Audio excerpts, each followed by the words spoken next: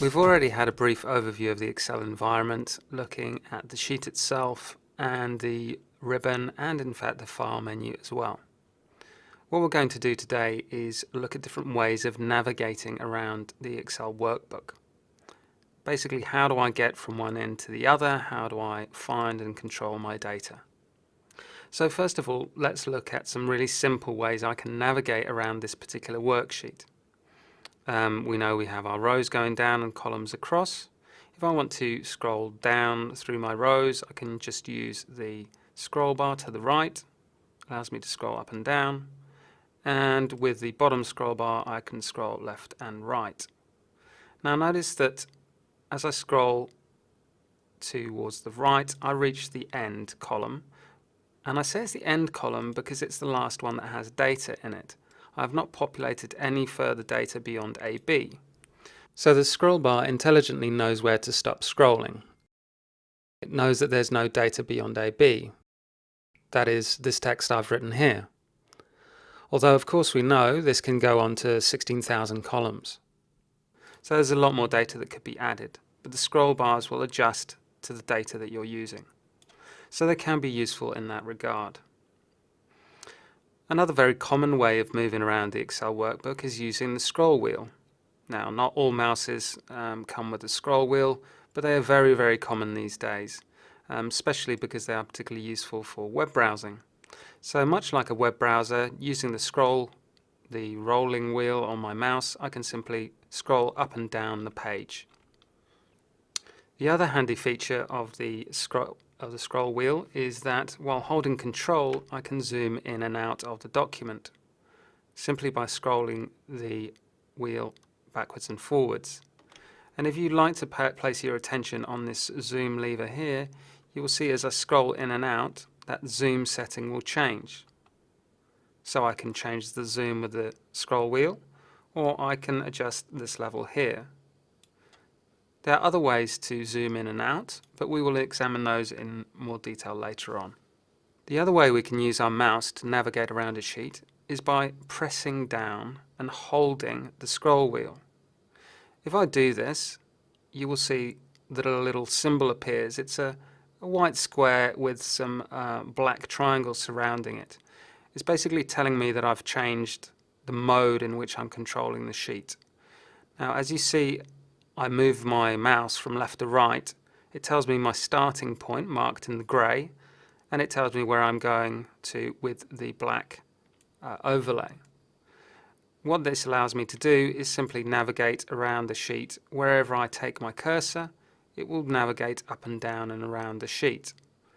Also notice that if I move my cursor just very slightly away from the grey box, the original center of the page if you like, the scrolling is very slow. If I move my black dot further away from the center, the scroll speed increases. And if I really want to get somewhere quickly, then I can pull it all the way down. And it'll move about 1,000 rows a second. Okay. Just a quick notice here that you'll see the scroll bar has shrunk significantly. That's because Excel has realized that I'm not just using 100 or so rows, it realizes that I'm using 6,800 rows. So if I want to get back up to the top of the file quickly, best thing to do is just grab that scroll bar, drag it straight to the top, and I'm back where I started. The next thing we're going to do is select ranges. So as I click into each one of these cells, I'm selecting a range. It's a very small range, it's just one cell. So why do we want to select a range? We need to select a range in order to be able to perform operations on it. So before I can copy or paste or format or use an area in a formula, I need to be able to select it. So selecting can be very simple. I can just click on one cell. Clicking and dragging, I can select a very large number of cells. In fact, I might want to select this row as far as I can go in this direction. Keep pushing out my columns, 23, 47, 50 odd columns. So it could take a long time to reach 16,000. So the way to select an entire column quickly is simply to click on the row header. By clicking this number 3 here within the row header, I've selected the whole of row 3. Similarly, I can drag down from my row header 3 and select other rows. All of these rows have now been selected simultaneously all the way to the end of the sheet. Similarly, I can select column headers and select entire columns from the top row all the way down to 1,000,000 rows. And finally, there's one other option. On some occasions, I will want to select all the data in the entire sheet. A very quick way to do this is to click in the top left-hand corner. This now has selected all data anywhere in the entire sheet. Okay, let's look at some other ways of selecting data. Here I have a small table that's just representing the column references. So for example, here is cell D6, sure enough is D6. What I'd like to do is select all of this data. So one way to do it is to simply click on one corner of my table and drag to the other corner. But what if this table was much bigger and ran for 1,000 rows downwards? It might take me quite a long time to scroll all the way to the bottom. One quick way to select a block of text is to use the shortcut Control A. So right now my cursor is somewhere in the middle of the block of text, or numbers of course. Pressing Control A, my selection will expand to the edges of that block of text. And this will work from any part of this table. As long as my cursor is somewhere within the table, I can press Control A and it will expand to fit. Control A may have different results if you're not inside a table. If Excel cannot find any surrounding table around the cursor, it will simply select the entire document. For example, if I was to use Control A on a completely blank sheet, it will simply select the entire document. Let's try something a little bit strange, and we'll try and press Control A on this header here with these column labels. If I press Control A here, it has selected the block of text which is connected to it. So it has used all of these letters from A to my AB column all the way, and all of the data that runs to the bottom. But keeping it simple, the most simple application of Control A is selecting a table of data. Control A will expand to encompass the whole range.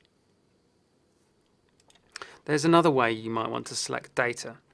And to do this, we're going to look at using Control left to right, down and up. At the moment, I am in a nice clean square table of data. I can move across this table of data by using the arrow keys. I'm pressing the down key, pressing the right key, pressing the up key.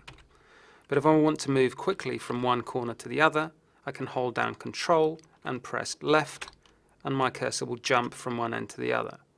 If I hit Control and press down, I will jump to the bottom corner of the data. And similarly, I can press Control and right, and I will move right to the other end of the block. So that is how to move quickly from one end of your data to the other. But what about selecting those ranges? Well, if at any point I want to select a range by just moving the arrow keys, I need to hold Shift. So while holding Shift, I'm going to move right, and you'll see that my selection is expanding as I go. If I then press down, I will start to select an entire square of data. So what we can now do is combine those two commands. That is my Control and Direction and my Shift and Direction. If I hold Control and Shift simultaneously, I can move to the right and select at the same time. Now if I press Control, Shift and down, I will select all the data down to the bottom. Of course, what would be much easier in this situation is to simply press Control A. But we will examine more situations in the future where using Control Shift down may be useful for selecting a single column or a single row. Okay, we've looked at some detail at how to move around an Excel worksheet and how to navigate the data within it. Let's have a quick look at moving around your worksheets from one sheet to another. The obvious and simple way is simply to click on that sheet. By clicking on the tab, I can move from one to the other. a quick shortcut here to move between sheets, and this will become important if you start to develop workbooks with very large numbers of sheets, is to press Control Page Up, Page Down.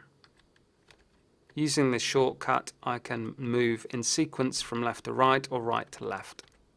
Another way to view all the sheets in my workbook is to right-click on these little arrows. These arrows will allow me to move through worksheets if I have a large number of them. But right-clicking on the arrows brings up another menu. And this menu allows me to activate my sheets. By activating it means select. So I can now select sheet 2 and I will move to sheet 2. At this point it seems rather silly to use this long-winded approach, but if you had upward of 20 to 40 worksheets within your workbook, this method would become very useful for being able to see all of your worksheets in a clear, easy manner. Okay, so the final area we're going to talk about in relation to navigating workbooks is a quick look at how our navigation options work in touch devices. With Excel 2013 and with Windows 8 and 8.1 becoming more common, it is likely that people are going to want to use Excel on their touch devices. So let's just have a quick overview of the touch gestures that we can use. This is just simply going to the Microsoft website and looking at their guide on how to use touch devices. We won't be covering in detail these gestures again, so if you do have a touch device, go visit the website and get familiar with how you can use those touch gestures.